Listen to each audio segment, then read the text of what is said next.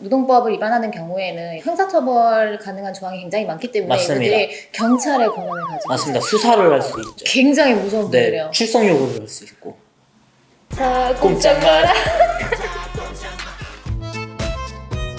노동법 이슈? 아이씨.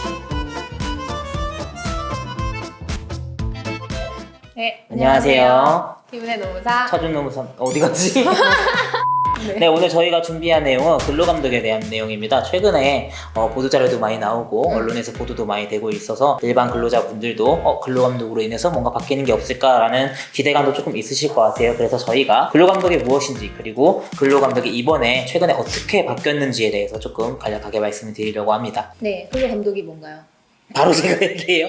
근로감독이라는 거는 일종의 회계감사나 세무감사 같은 거를 좀 생각을 하시면 쉽게 연상이 되실 것 같습니다. 근로감독관이 노동관계 법령을 위반하는지에 대해서 사업장에 나가서 근로계약서나 재규정, 취업규칙, 노사협의회 회의로, 그리고 각 이제 의무교육들이 있죠. 교육일지, 그 밖에 임금대장과 관련해서 임금이 제대로 지급되었는지 이렇게 총체적으로 점검을 하는 것을 근로감독이라고 합니다. 그러면 이 근로감독을 하는 근로감독관 분들이 어떤 분들인지에 대해서도 잠깐 소개를 해주실까요?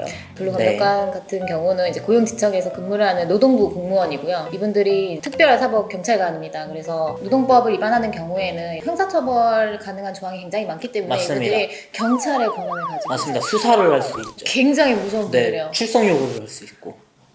자, 꼼짝 마라. 그렇습니다. 네. 그렇게 무서우신 분들이에요. 맞습니다. 네, 그래서 이제 이분들이 나가서 이제 사업장에 나가서 근로 감독을 하게 되는데, 이 분들이 이제 뭘 기준으로 하시게 되냐면 흥분이 가라앉지 않네요. 네, 근로감독관 분들은 이제 직무 규정에 따라서 업무를 수행하게 되세요. 그래서 이제 이번에 바뀐 게 9월 1일에 근로감독관 직무 규정이 바뀐 거거든요. 네, 맞습니다. 그래서 그거에 대해서 조금 설명을 자세히 드릴게요. 네, 우선 기본적으로 기존의 근로감독 같은 경우에는 정기감독, 수시감독, 그리고 특별감독으로 이렇게 분류가 돼서 운영이 되었습니다. 정기감독 같은 경우에 이제 분야별, 각 노동관계 법령이죠. 그리고 대상별, 장애인이나 비정규직 이런 대상들을 대상으로 시행 계획을 세워서 말 그대로 정기적으로 나가는 감독을 얘기를 합니다. 그리고 수시감독은 말 그대로 이런 정기 감독의 대상이 되지 않는 것들을 대상으로 말 그대로 수시로 나가는 이제 감독을 얘기를 하는 거죠. 그렇죠. 그리고 특별감독은 노동관계 법령을 중대하게 위반한 사업장을 대상으로 검찰의 압수수색, 특별감찰 이런 것들을 생각하시면 될 것 같아요. 맞아요. 특별하게 나가는 감독을 얘기를 합니다. 그런데 이제 이런 부분들이 특히 이번에 직무 규정이 바뀌면서 수시감독과 특별감독에서 좀 많은 변화가 있었죠. 맞아요. 네, 설명 좀 해주실까요?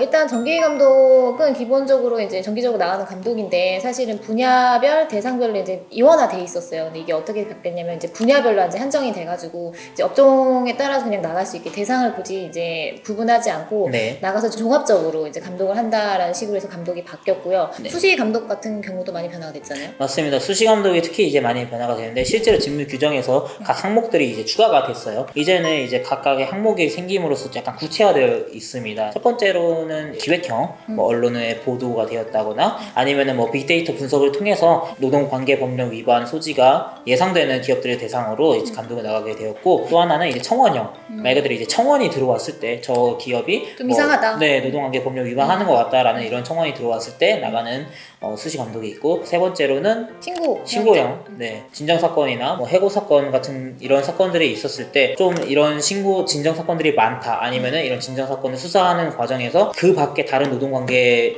법령 위반 소지가 보였을 때 이제 나가는 감독을 얘기를 합니다. 그리고 이제 마지막 네 번째로 이 앞에서 말씀드린 바와 같은 것들과 준하는 정도의 사유일 때 이제 수시 감독을 시행할 수 있게 되었죠. 특별감독 같은 경우는 어떻게 변화가 됐냐면, 기존에는 요건이 3가지였어요. 여기 하나가 더 추가가 됐거든요.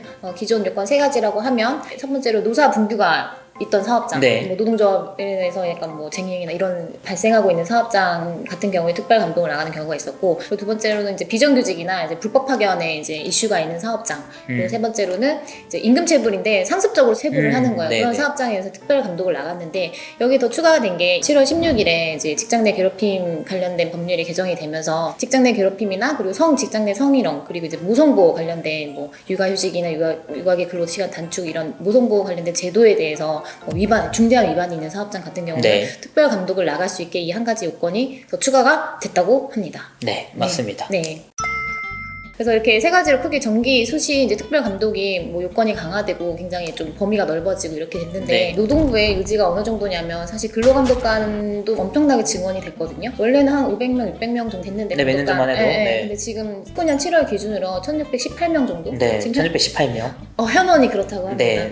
엄청나게 늘어났어요. 엄청나게 늘었죠. 그리고 실제로 정원은 2,200명이라서 앞으로 또 더 늘어날 예정입니다. 그리고 이제 이 수사의 방법에 대해서 조금 뭔가 변화가 있잖아요. 네, 맞습니다. 많이 들어보셨을 거예요. 최근에 뭐 포렌식 디지털 수사라고 하죠. 트렌드에 걸맞게. 네, 맞습니다. 정보화 시대에 걸맞게 실제로 이제 뭐 사건 같은 걸 진행을 할 때도 디지털 분석 기법이 상당히 이제 많이 사용된다고 해요. 실제로 디지털 분석팀이 이제 노동시청에 설치가 돼가지고 운영이 된다고 합니다. 네, 맞아요. 2022년까지 전국에 약 11개 정도의 팀을 운영할 계획이라고 하고요. 뭐 한 가지 단적인 예를 들어드리자면은 뭐 IT 신생 업체가 연장근로 수당과 관련해서 이제 분규가 있었는데 근로감독관이 이제 근태 자료를 줘라라고 하니까 그쪽 업체에서 우리는 신생기업이라 가지고 지금 근태 자료가 별도로 존재하지 않는다라고 해서 근로감독관이 그러면은 건물에 뭐 출입 기록을 그러면 줘라. 그러면 그걸로 분석을 하겠다라고 하니까 그래 주겠다. 대신 A4용지 1000장 정도의 분량이니까 가져가서 분석을 해라라고 이렇게 나온 거죠 업체가. 빡치네요. 그래서 이제 근로감독관이